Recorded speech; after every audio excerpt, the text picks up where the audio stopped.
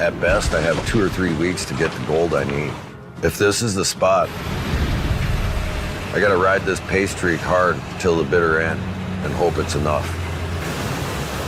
I don't have time to be hunting and pecking right now. Out on the brutal Bering Sea, Shawn Pomrenke risked it all on a rusted dredge. Nearly $1 million went into reviving the forgotten beast. This wasn't a plan, it was a last shot. On its first night, it struck more than gold. Here is the story of how an $800,000 gamble on a pile of junk exposed the staggering price of staying on top. The $1 million resurrection. Let's be straight, Shawn Pomrenke was on the ropes. On the surface, he's Mr. Gold, the undisputed champion of the Bering Sea. But behind the scenes, he was drowning in debt. The numbers are staggering. First, there was the Tomcod claim, a massive 1,000-acre swath of promising seafloor. The price tag to control that ground was a cool $1.5 million, and the payments were coming due. Miss one, and the whole thing goes up in smoke. On top of that, he'd made a handshake deal to buy out his own father from the family's inland mining operation, another multi-million-dollar weight on his shoulders. He wasn't just digging for profit, he was digging to keep his head above water. His legendary dredge, the Christine Rose, was a solid workhorse, but it wasn't enough. He needed a leap forward. He needed a monster. That's where the Myrtle Irene came in. I need to get the Myrtle up and running if I'm gonna make all these payments. It wasn't a dredge, it was a joke. A rust bucket sitting on the shore. Most people in Nome saw it as scrap metal waiting to happen. But Shawn saw potential where others saw decay. He made a deal and then proceeded to pour $800,000 of his own money and money he could borrow into bringing this beast back from the dead. This was the gamble that would define everything. If it failed, he would be financially ruined. The rebuild was a frantic, obsessive mission. This wasn't just about patching holes and turning wrenches. Shawn redesigned the machine from the ground up, based on years of hard-won experience. The original design was a disaster.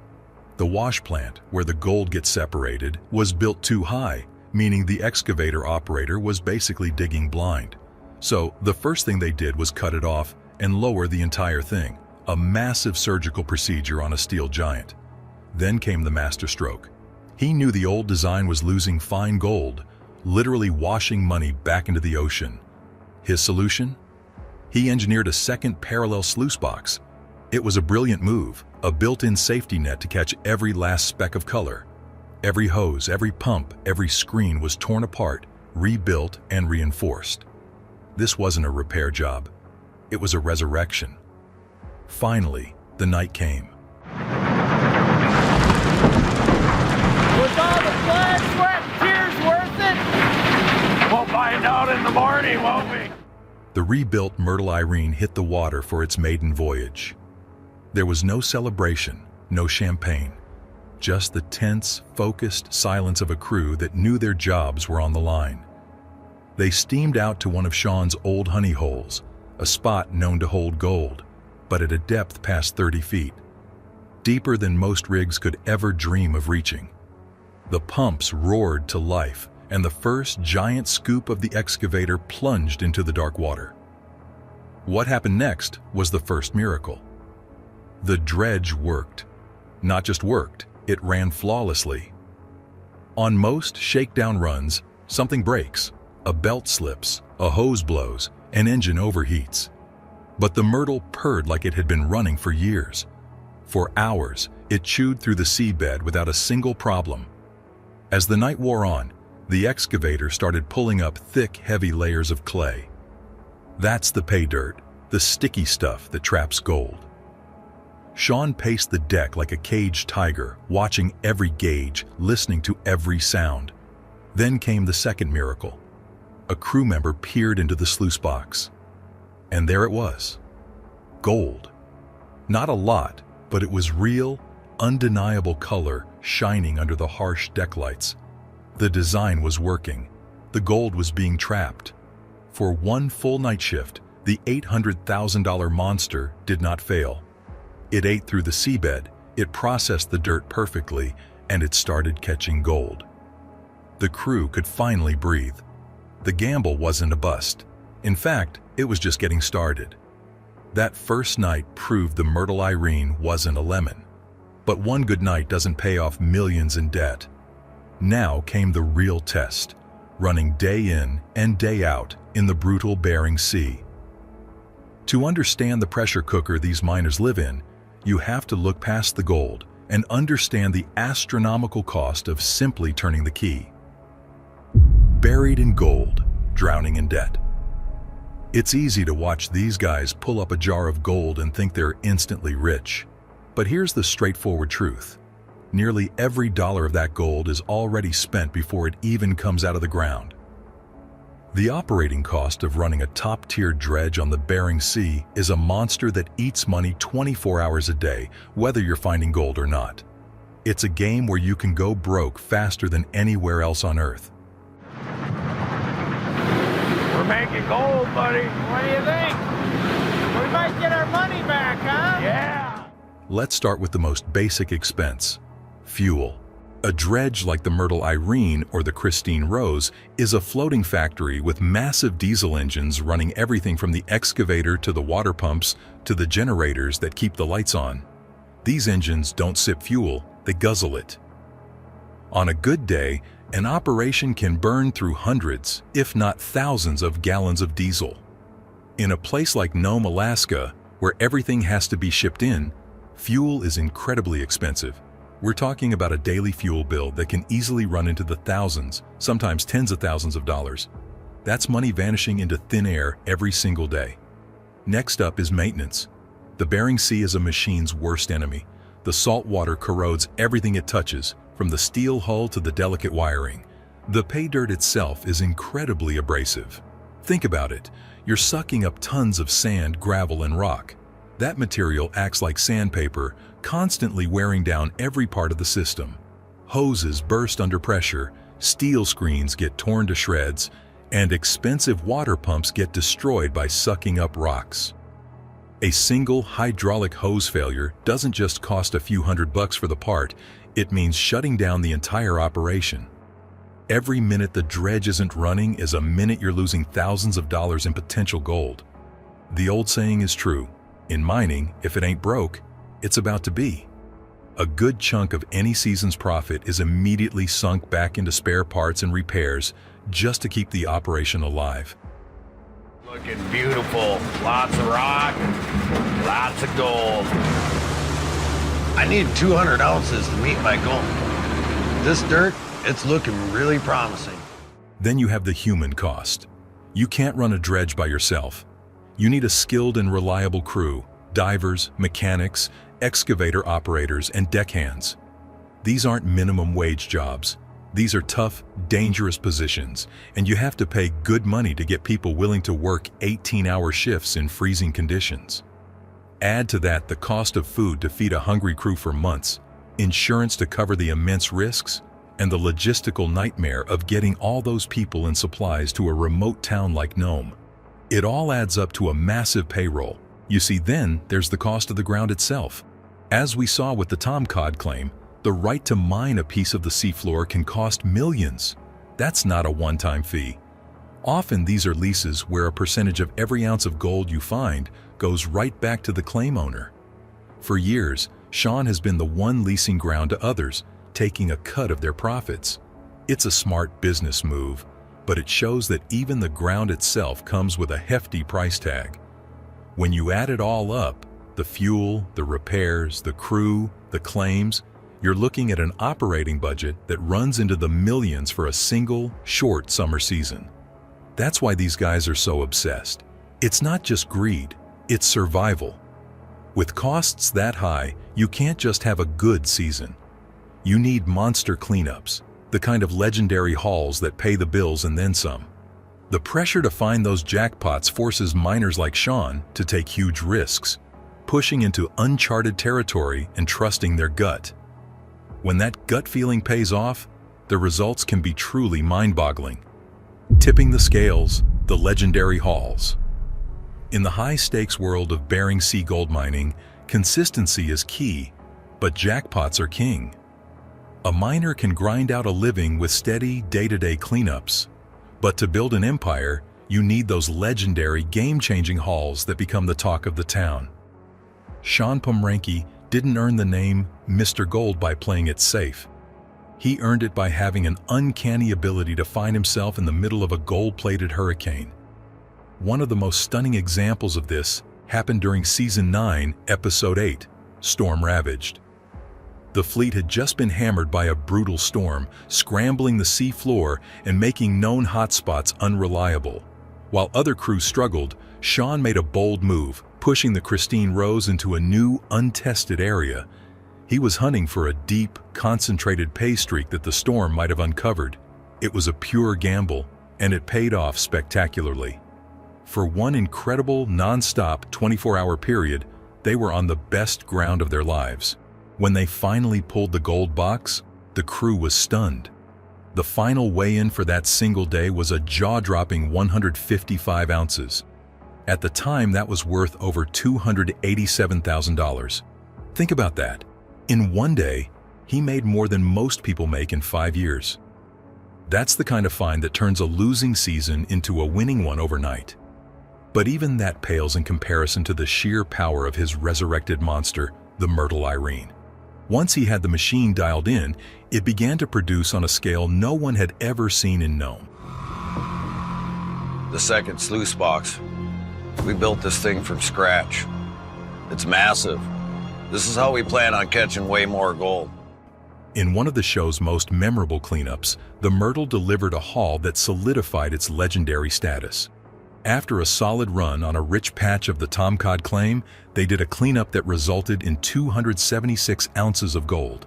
That's over 17 pounds of the yellow stuff, worth nearly $500,000. It was a massive vindication for the $800,000 gamble, proving the new design wasn't just working. It was a game changer. These massive hauls aren't just about luck. They are the result of decades of experience. Shawn has an almost supernatural ability to read the ocean floor, to understand where currents and ancient riverbeds have deposited the heaviest gold over thousands of years. He combines that intuition with meticulous research, using drill logs and historical data to pinpoint the most promising targets. While other miners are just randomly sucking up gravel, Shawn is performing geological surgery. The massive cleanups are his reward, the moments that justify the colossal operating costs and the immense risks. They are the paydays that fund the entire empire, pay down the multi-million-dollar debts, and cement his legacy as the undisputed king of Nome. Of course, being the king means you have a target on your back. Dominance in a high-stakes game like gold mining doesn't come without making enemies, pushing boundaries, and occasionally finding yourself on the wrong side of the law. The bigger the success, the longer the shadow it casts. Being Mr. Gold isn't all big cleanups and celebratory handshakes. When you're on top, everyone is either trying to knock you down or get a piece of what you have. For Shawn Pomrenke, his reign as the King of Nome has been filled with bitter rivalries, legal troubles, and controversial business moves that paint a much more complicated picture of the man. This isn't just about finding gold. It's about the battles you have to fight to keep it. The most infamous conflict in the history of Bering Sea Gold has been the long, ugly war between Pomrenke and the Kelly family.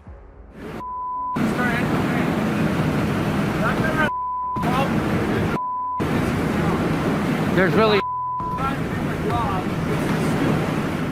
This wasn't manufactured drama for the cameras. It was a genuine, knockdown, drag-out feud. The heart of the conflict was claim jumping, or at least the accusation of it. The Kellys, particularly the aggressive Chris Kelly, had a habit of setting up their dredge, the Reaper, right on the edge of Shawn's mining cuts on the Tomcod claim. While technically legal under the leasing agreement, it was a massive breach of mining etiquette. Shawn was spending the time and money to find the hotspots, and the Kellys were swooping in to leech off his hard work. The tension simmered for seasons until it finally exploded at the Nome Harbor. A screaming match between Shawn and Chris Kelly devolved into a full-blown physical fight, with Shawn trading punches with Chris's brother Andy before they both ended up grappling in the icy water. The incident, which resulted in the police being called, divided fans and exposed the raw, primal nature of the competition in Nome. How Shawn lost it all. Beyond the on-screen feuds, Shawn has also faced his share of serious, real-world legal trouble. Like many who live a high-stress, high-stakes lifestyle, he has had multiple run-ins with the law for driving under the influence. These weren't minor traffic stops. They were serious charges that carried the risk of jail time and hefty fines. These off-screen scandals reveal the immense pressure that comes with his position, the constant stress of managing multi-million-dollar debts, overseeing massive crews, and the endless race against the clock clearly takes a toll, and sometimes that pressure spills out in destructive ways. Then there's the controversial nature of his business empire itself. Shawn isn't just a miner, he's a landlord. By controlling the massive Tom Cod claim, one of the richest pieces of ground available, he has the power to lease sections to his competitors.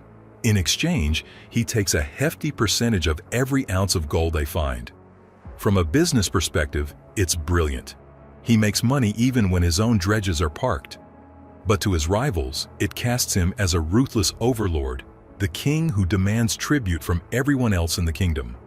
This dual role as both top competitor and landlord creates a complicated and often tense dynamic on the water, fueling resentment and cementing his reputation as a shrewd and sometimes cutthroat businessman. For years, Shawn's ultimate dream was to build a mega dredge, a custom-built vessel so large and powerful it would make every other dredge in Nome look like a bathtub toy. To make this vision a reality, he and his father entered into a complex partnership with a group of Texas-based investors, forming a new company called Pomrenke Mining, LLC. The deal seemed simple on the surface. The Pomrenkes would contribute their assets and priceless expertise, and the investors would pour in millions of dollars to fund the construction. What happened next, however, was a corporate nightmare. According to court documents and insider accounts, the partnership devolved into a hostile takeover. The investors, led by a man named John Bayer, allegedly manipulated the new company's board of directors, legally removing Shawn and his father from their own company. Then came the final, shocking move. The new management filed for Chapter 7 bankruptcy. Here's the part that will make your head spin. At the time the bankruptcy was filed, the company was reportedly solvent, with over $3 million in assets and less than $400,000 in liabilities. So why would a healthy company be forced into liquidation? It was, by all appearances, a stunning corporate coup. The move left the Pomrenkes on the outside looking in, their assets, including the flagship Christine Rose, tied up in a legal mess. It was a brutal lesson for Shawn. While he might be the undisputed king of the Nome shoreline, the world of high finance was a different kind of ocean, with predators he never saw coming. This wasn't just a business deal gone bad. It was a complete betrayal that threatened to destroy everything he and his father had ever built. The fallout from the mega dredge fiasco was personally and financially devastating. Whispers within the tight-knit mining community suggest that Shawn was effectively swindled out of as much as $2 million through the entire ordeal. In his ambition to build the biggest dredge on the sea, he had trusted outside financial wizards to handle the corporate side of his dream, and in doing so, he left himself completely exposed to their maneuvers. This scandal highlights a critical vulnerability in his armor. He is a master of machines, a genius at reading the ground. But he was out of his depth in the world of complex legal agreements and corporate power plays. The entire disaster was a painful, public, and incredibly expensive education in the importance of due diligence. The mega dredge, which was supposed to be his crowning achievement, instead became his biggest financial nightmare. This period of intense business pressure also poured fuel on the fire of his most personal conflict, the one with his own father. The stress of the bankruptcy and the finger-pointing that followed fractured their already strained relationship. This culminated in a bitter dispute over the handshake deal for Shawn to buy out the family's inland mine. With millions on the line and trust between them shattered by the investor fiasco, the simple family agreement became another battleground. This is perhaps the most tragic scandal of all. While fights with rivals like the Kellys are expected in a competitive environment, a feud with your own father and mentor is a different kind of wound.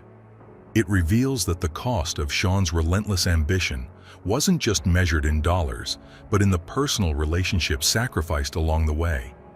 He bet everything to stay on top, and paid more than just money. But here's the real question: was it worth it? Let us know, and don't forget to like and subscribe.